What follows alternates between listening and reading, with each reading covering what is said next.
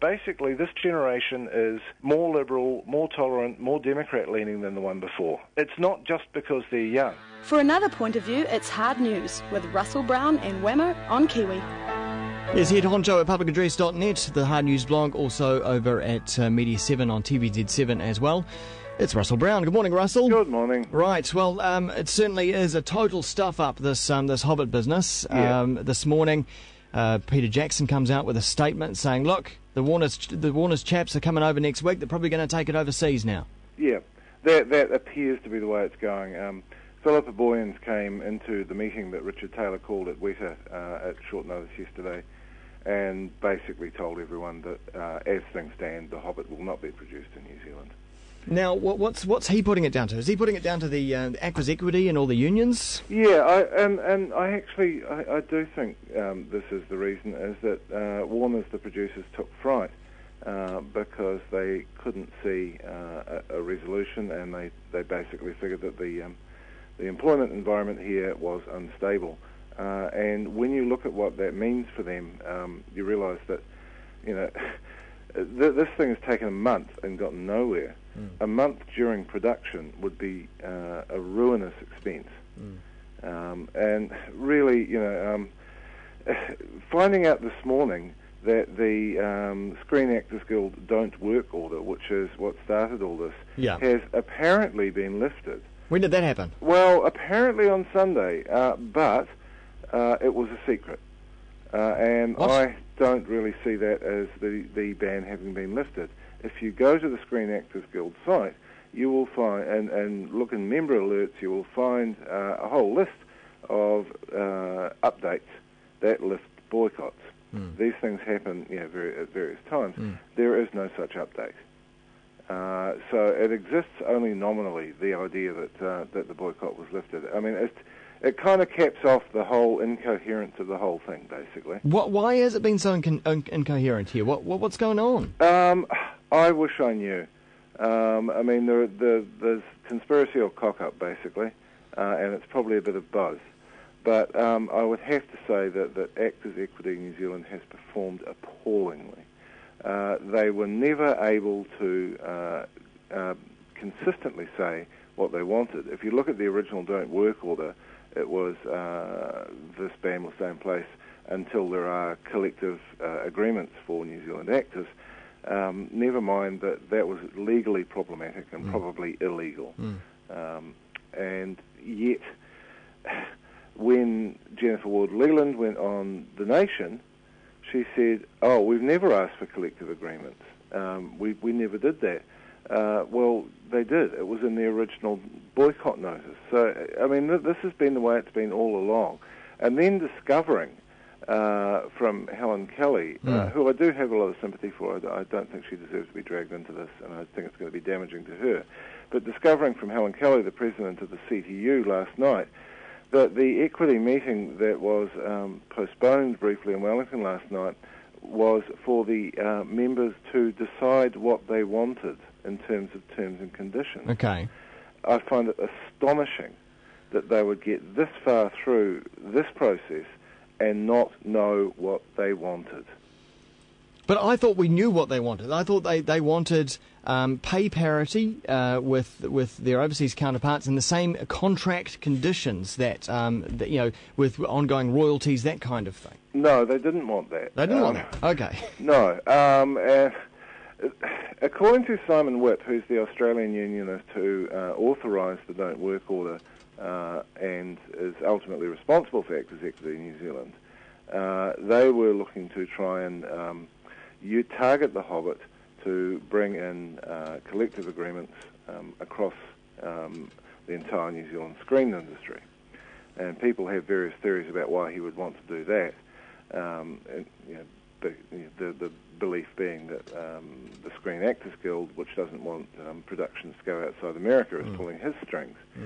But the problem remains that actually would have been illegal. And so you ended up with Actors Equity saying, no, we don't want that. All we want is a discussion about terms and conditions, at which point you have to say, why did you not discuss this with SPADA 18 months ago, which is the Producers Association?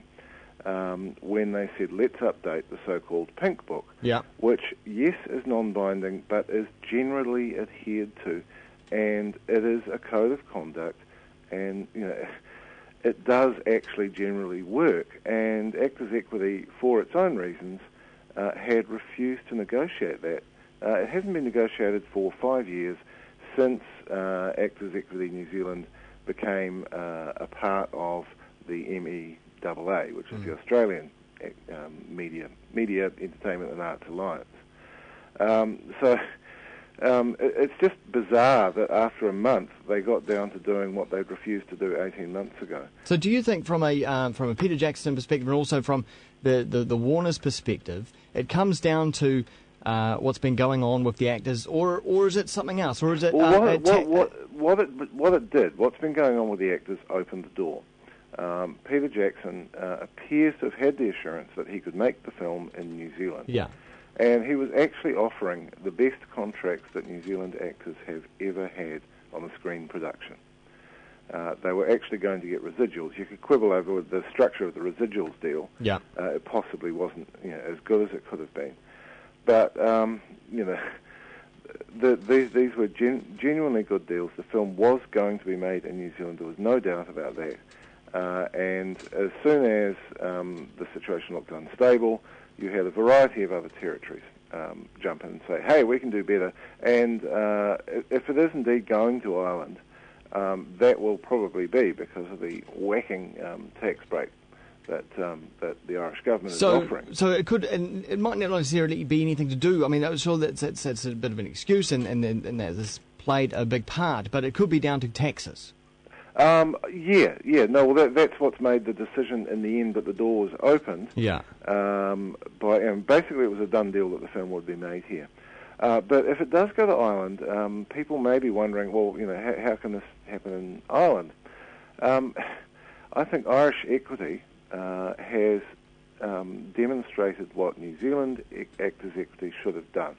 They had exactly the same situation, exactly the same legal situation in Ireland, in that it was a breach of competition law, in our case the Commerce Act, to negotiate with multiple independent contractors. Right. It's like price fixing across an industry.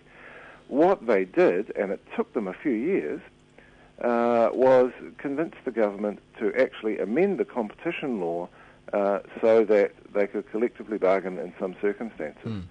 And that came through last month.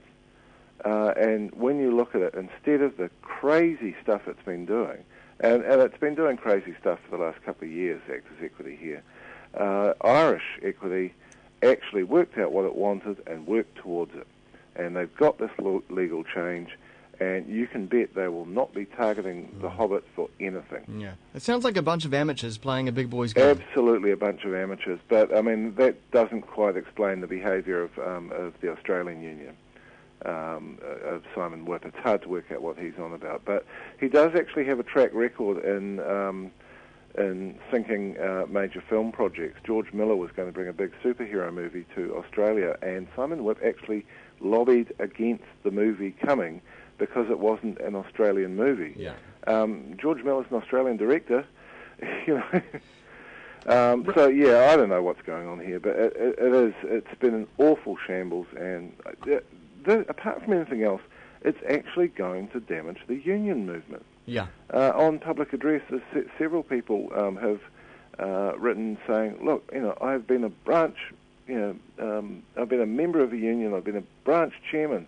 I've been a unionist all my life, and I'm appalled at the incompetence of that." And Russell, it affects people who are already, of course, have been working on this project in Wellington, and of course they were marching last night. Yeah, and got called a lynch mob. I thought that was a bit inadvisable by Helen Kelly as well. These guys have been hard at work for months on this project, and their livelihoods depend on it. Yeah, and there is, early on in the piece when it looked like it was going overseas, there was talk of certainly the post-production will be done in New Zealand, so it's not a total loss, and there may be some shooting done at the Hobbiton location, just because it's probably not worth building it again. But, if it goes, most of it will go, and it will be those film technicians. Yeah. And you really have to feel for those guys, because they will have not taken on work, they've got mortgages to pay, I actually thought it was extremely inadvisable of Helen Kelly to call them a lynch mob. But as I said, I feel sorry for her for having to get involved. She shouldn't have had to. Yeah. Russell, thanks very much for your time and your explanation on this matter. Cheers. Righto. Cheers. He is the head honcho over at publicaddress.net, the Hard News blog, and the Media 7 show on TV.